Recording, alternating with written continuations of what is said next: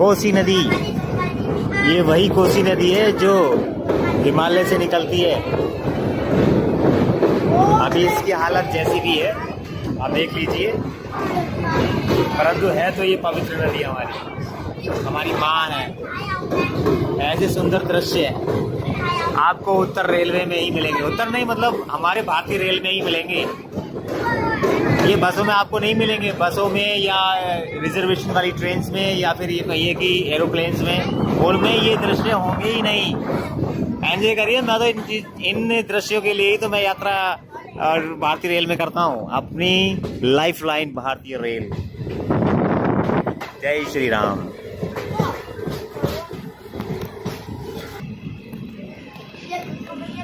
ये तालाब, ये पोखर, मेरा भारत इन्हीं में बसता है। गेहूं के हरे भरे खेत रोमांच पैदा करते हैं। वो धरती माँ जो हम सब के लिए भोजन देती ही देती है, कभी आपसे लेती कुछ नहीं है। ये सारे दृश्य आपको भारतीय रेल में ही मिलेंगे। भारतीय रेल भारत का अद्भुत दृश्य पैदा करती है। तो अपनी लाइफ में कम से कम एक बार आप भारतीय रेल के जनरल डिपो में सवारी अवश्य कीजिए। और सुकून भरी करनी है तो आपके आसपास कोई ना कोई मेमू ट्रेन मिल ही जाएगी। जैसे कि मैं अभी तो ये बाजपुर और ये जो जाती है ना, बाजपुर से होती हुई रामनगर की तरफ, उस वाले रूट पर बस मैं तो बोल रहा हूँ। जो भी है बहुत ही सुंदर। ये क्रॉसिंग्स बहुत रोमांच पैदा करती हैं। आपको यहाँ पर लोग खड़े हुए नजर आएंगे बिल्कुल डिसिप्लिन तरीके से। ऐसा डिसिप्लिन तो ये जैसे कभी स्कूलों में इन्होंने सीखा होगा, वो आज यहाँ पर काम आता है। कहाँ पर? रेलवे क्रॉसिंग पर। कोई किसी के आगे पीछे नहीं करता कि यार बहुत चर्चा हो गई। ये देखिए एक और रेलवे क्रॉसिंग, सब डिसिप्लिन वे में खड़े हुए हैं। डीजी का मतलब तो नहीं पता क्या है, लेकिन बहुत ही सुंदर। मेरा भारत। जितने भी महापुरुष है ना, सब ने अपने जीवन की जो संघर्ष है, अपने जीवन का जो शुभारंभ है, राजनीतिक हो या नवीनीकरण वाला, वो सब इन्होंने रेलवे के जनरल डिब्बों से ही शुरुआत की है। बस बंदर भी हैं यहाँ पर। ये इलाका है बहुत सुंदर। ये आपको रामनगर जाना हो, कभी हल्द्वानी जाना हो, नैनीताल की तरफ पड़ता है एक तरह से। ये काठ गोदाम तक जाती हैं ट्रेन्स। पहाड़ का इलाका है, लेकिन अभी हम मैदान वाले इलाके में हैं।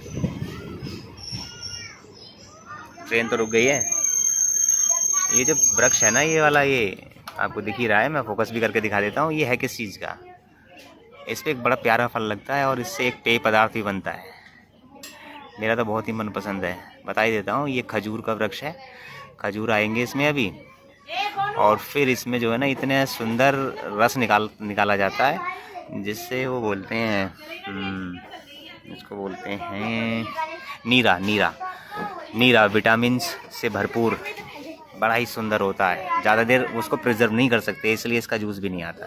खैर, इस पर बहुत चर्चा होगी। सामने आप देख ही रहे हो शुगर केन्स मतलब गन्ने से आपको शुगर तो मिलती है, चीनी जिसको बोलते हैं। गुड़, इसका जो सबसे उत्तम उपयोग है वह गुड़ का है। चीनी ना खाया करें, गुड़ लिया करें। गुड़ इन दिनों में बहुत उपलब्ध है। ताज़ा गुड़ जो है, जिसने खाया हुआ उसे इसके आनंद का पता ही होगा। बाकी आप लोग 20 रुपये गिलास, 10 रुपये गिलास या कहीं 5 रुपये गिलास का जूस भी पीते हो, वो सब इसी गन्ने से बनता है। बहुत ही सुंदर दृश्य है चारों तरफ, बहुत ही सुंदर। ये वैसे पहले से ट्रेन बहुत बदल गई हैं, बहुत ज़्यादा। सिग्नल भी ऐसे हो गए हैं, बिल्कुल डिजिटल टाइप समझ लीजिए। Everything is digital. पहले सिग्नल में वो रखा जाता तेल की डिब्बी, वहाँ बदल के आते थे। मैं तो अपने ज़माने से इसको देख ही रहा हूँ। देखिए, इन सबसे नीरा बनता है। क्या सुंदर वृक्ष है ये। बस ऐसे समझ लीजिए, आपको समझ लीजिए कि ये दिखने में तो ऐसा लगता है जैसे कि इंद्र की अमरावतीपुरी का कोई उद्यान हो। गन्ने के खेत तो मुझे बहुत ही ज़्यादा पसंद है, बहुत ही ज़्यादा भाते हैं। ऐसी रील पहली बार बना रहा हूँ मैं। खैर कोई शब्दों की त्रुटि हो रही हो तो क्षमा कीजिएगा। बचपन याद आ गया ना। जब बचपन याद आता है तो इंसान सारी औपचारिकताएं भूल जाता है, कैसे बोलना है, किन शब्दों का चयन करना है, सब भूल जाता है। फिर भी एक क्रॉसिंग और आगे सब डिसिप्लिन वे में खड़े हैं। ये सबसे सुंदर लग रहा है मुझे, क्रॉसिंग पर इंसान इतना डिसिप्लिन कैसे है। हो सकता है इन्होंने इनके विद्यार्थी जीवन में जो डिसिप्लिन सीखा था वो सारा का सारा रेलवे क्रॉसिंग के टाइम पर ही आ रहा था। ये इतने इतने बड़े खंभे जो होते हैं ना, रावण की तरह जो दिखते हैं, अद्भुत। मैं तो रावण ही समझता था पहले। ये देखिए डिजिटल सिग्नल हो गए सारे। अब 4G 5G के सिग्नल नहीं, ये रेलवे को रोकने वाले सिग्नल जो होते हैं। शोर तो बहुत हो रहा होगा इस ट्रेन का। अब शोर में जो कुछ भी आपको दिख रहा हो, ठीक है। गन्ने के खेत आ गए, क्या सुंदर गन्ने के खेत हैं। इंसान के जीवन में ऐसा ही गन्ने के रस की जैसी मिठास होनी चाहिए। मेरे जीवन में तो मिठास भगवान ने बहुत दी है। आप सबके लिए भी यही कामना करता हूँ कि सबके जीवन में ऐसी मिठास भरी हो।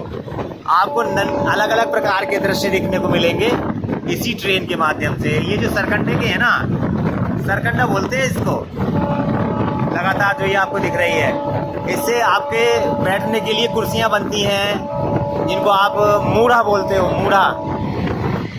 एक और railway crossing, perfect railway crossing, सबके सब लाइन से खड़े हुए थे।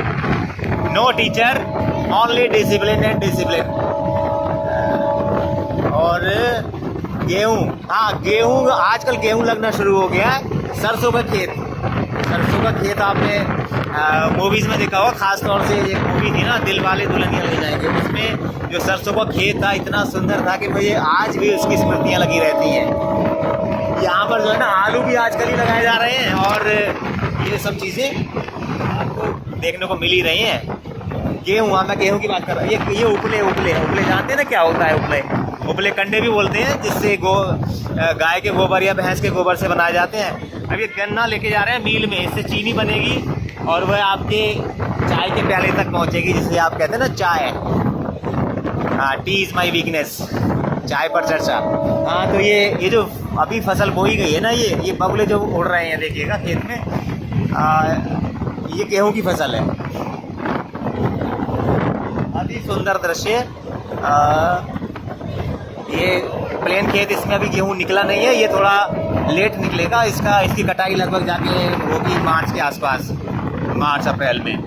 और गेहूँ के लिए टेम्परेचर 18 डिग्री सेल्सियस होना चाहिए होता है, 18 से नीचे। 18 से ऊपर जब टेम्परेचर होता है ना, तो गेहूँ उतना अच्छे से नहीं होता।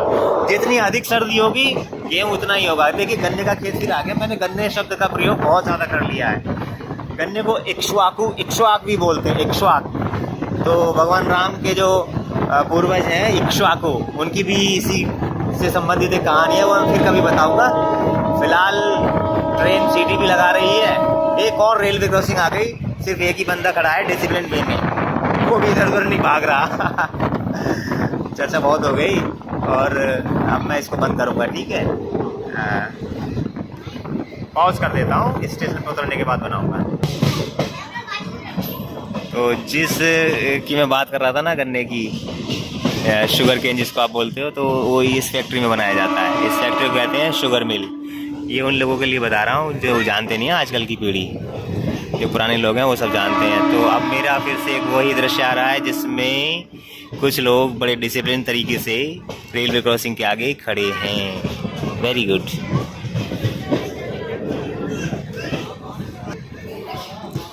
इस स्टेशन का नाम आपको यहाँ मिल ही जाएगा।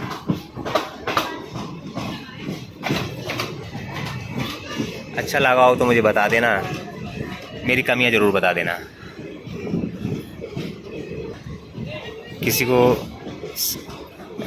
अपने क्या कहते हैं सब्सक्राइबर्स बढ़ाने के लिए ये के उद्देश्य से ये वीडियो नहीं बना रहा हूँ, ना ही कि मुझे लोग पसंद करें इसलिए, बस अपने शौक़ के लिए बना रहा हूँ।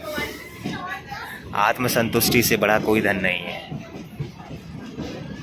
और इसमें आपको भारत के बारे में जानने को मिलेगा, तो भारत कितना विकसित हो चुका है। ये ख़ास तौर से अपने पुराने लोगों के लिए है। वो बेचारे जो अब घूमना फिरना बंद कर चुके हैं, सिर्फ घरों में ही रहते हैं, तो उनके लिए ये वीडियो है। बाकी सबके लिए है ये। जय श्री राम।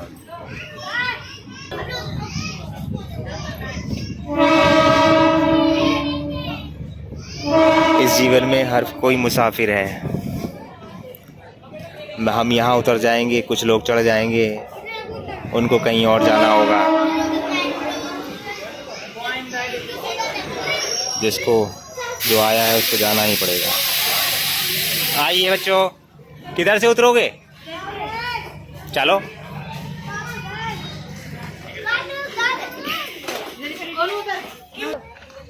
वैसे इधर ऐसे उतरना गलत है लेकिन उतरवा रहा हूँ मैं, क्योंकि मजबूरी है। हमारा जो स्थान है वो इधर है, लेकिन ये कोई भी इस तरह का कार्य ना करे, मैं भी इसके लिए क्षमा प्रार्थी हूँ। आगे से तो मैं ऐसा काम नहीं करूँगा।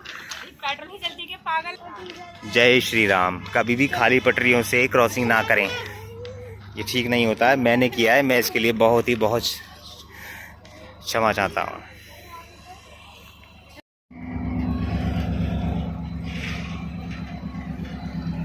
ये है जनरल ट्रेन, जनरल डिब्बों वाली ट्रेन, इतनी सुंदर। इसी के बारे में बताना है।